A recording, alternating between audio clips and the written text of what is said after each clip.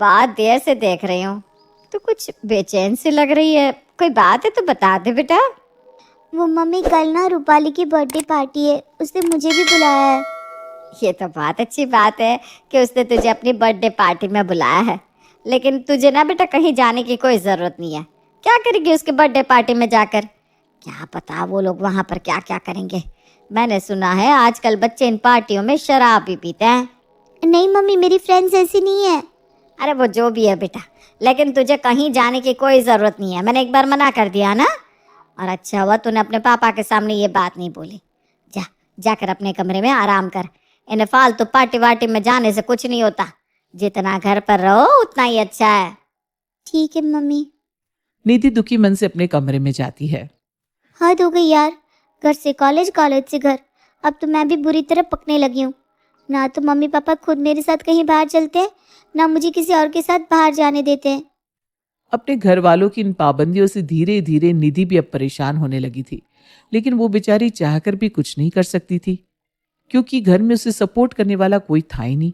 लेकिन अब शायद हालात कुछ बदलने वाले हैं, क्योंकि घर में शादी करके उसकी भाभी जो आ गई है। मम्मी जी, अगले महीने मेरी एक फ्रेंड की शादी है, तो मुझे अपने लिए साड़ी खरीदनी है।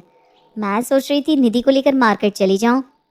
अरे बहू, साड़ी लेने के लिए तुम दोनों को मार्केट जाने की क्या ज़रूरत है?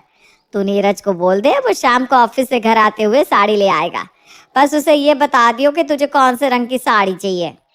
क्या मम्मी जी, क्या सिर्फ साड़ी का रंग बताने से वो मेरी पसंद की साड़ी ले आएंगे? अरे साड़ी के साथ मुझे मैचिंग की चूड़ियाँ, नेल पेंट, ज्वेलरी, सैंडल सब खरीदना पड़ेगा। क्या अब मैं हर चीज़ उनको फ़ोन करके बताऊंगी? कपड़े मुझे अपने लिए खरीदने हैं तो मैं खुद पसंद करके ही लेकर आऊंगी ना। हैं? अच्छा चल ठीक है। चलो निधि, तुम भी मेरे साथ चलो, तुम्हें भी कुछ लेना हो तो तुम ले लेना। ठीक है भाभी। देखो दोनों जा तो रही हो, लेकिन ज़रा समय से घर आ जाइयो। अरे मम्मी जी, अभी तो सिर्फ सुबह के 11 बजे हैं, बाकी आप चिंता मत कीजिए, हम समय से घर आ जाएंगे। निधि आज पहली बार अपनी भाभी के साथ अपने शहर की मार्केट में आई थी। मार्केट की चकाचौंध देखकर वो तो बस एकटक मार्केट को देखे जा रही थी। अरे क्या हुआ निधि, तुम इस तरह से मार्केट को क्यों देख रही हो? तुम्हें देखकर तो ऐसा लग रहा है जैसे तुम पहली बार किसी मार्केट में आई हो। आपने सच कहा भाभी, मैं आज पहली बार किसी मार्केट में आई हूँ। आज से पहले कभी मुझे कोई मार्केट लेकर आया ही नहीं। कपड़े हमेशा मम्मी पापा अपनी पसंद से लेकर आते थे, और फ्रेंड्स के साथ कभी मुझे उन्होंने कहीं जाने ही नहीं दिया। क्या तुम मेरे साथ कोई मजाक कर रही हो क्या? नहीं भाभी, यही सच है।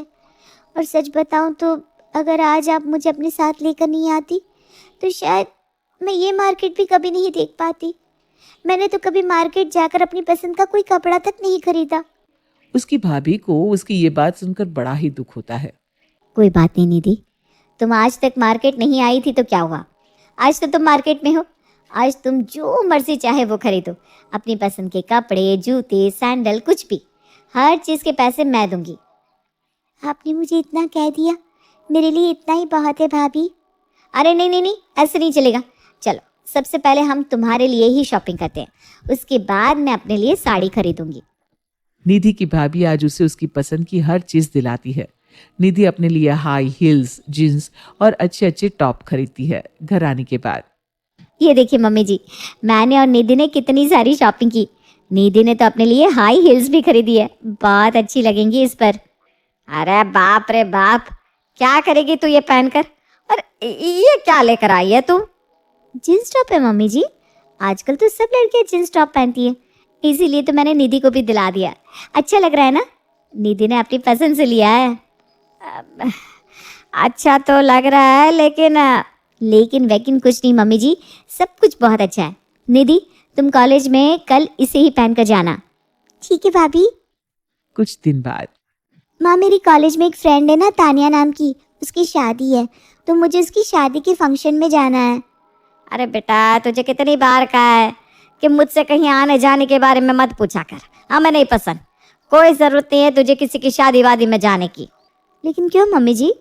निधि की सहेली की शादी है, उसका जाना तो बनता ही है। शादी कौन सा रोज़ रोज़ होती है? देख बहू, हमने बचपन से ही निधि को ज़्यादा कहीं नहीं बाहर भेजा, इसलिए तू ना इस बारे में कुछ भी मत बोल। अरे ये भला क्या बात हुई मम्मी जी? ऐसे तो कोई इंसान पूरी जिंदगी कहीं जाएगा ही नहीं। जब निधि का शादी में जाने का इतना मन है तो अब बिना वजह उसके मन को क्यों मार रही हैं? बहू, मैंने अगर इसे शादी में जाने के लिए हाँ कर भी दी तो नीरज और इसके पापा नहीं मानेंगे। वो इसे कहीं बाहर नहीं भेजेंगे। उसकी चिंता आप मत करिए मम्मी जी। नीरज जी से तो मैं खुद बात कर लूँगी, और पापा जी तो वैसे भी अभी 1 हफ्ते के लिए बाहर गए हैं, तो कोई प्रॉब्लम ही नहीं होगी।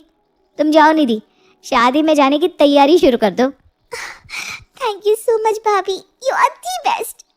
कुछ समय बाद मम्मी पापा, मैंने कॉलेज में टॉप किया है, और कॉलेज में जो कंपनी हमारा इंटरव्यू लेने आई थी, मैंने वो इंटरव्यू भी पास कर लिया है। मेरी बहुत अच्छी जॉब लग गई है। कॉलेज में टॉप करने तक ठीक है बेटा, लेकिन ये नौकरी करना हमारे खानदान की लड़कियों को शोभा नहीं देता। लेकिन पापा, मैंने इस जॉब का इंटरव्यू बहुत मेहनत से क्लियर किया है। मैंने इस फील्ड में जाने के लिए ही तो कॉलेज की पढ़ाई की थी। प्लीज़ आप मना मत कीजिए। तेरे पापा ने एक बार तुझे मना कर दिया ना, तो क्यों बहस कर रही है? नहीं करवानी हमें तुझसे कोई नौकरी वोकरी। क्यों मम्मी जी, नौकरी करने में आखिर बुराई क्या है? देख बहू, तेरी बातें मानकर हमने पहले ही इसे इतनी छूट दे दी। इसी का नतीजा है कि आज ये हमसे ऐसी बात पूछ रही है।